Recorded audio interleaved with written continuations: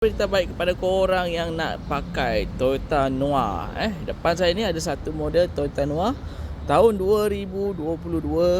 Color cantik, color merah. Okey, ini adalah model SG.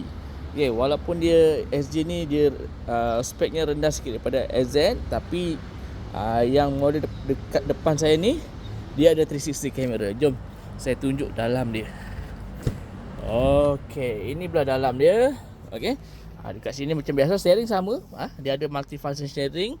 Okey, dia punya ni dia ada mileage dia baru dalam 26,000. Okey, untuk kereta ni pun dia ada parking assist dengan view camera 360 lah. Okey, skrin yang besar, push start button dia belah atas. Okey, controller untuk parking, hold, eco semua dekat sini. Alright, untuk seat Toyota Noah SG ni dia menggunakan fabric lah. Okey, fabric.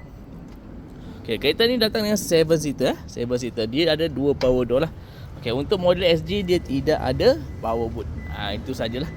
Dia punya kekurangan sikit. Okey. Ni belah belakang dia.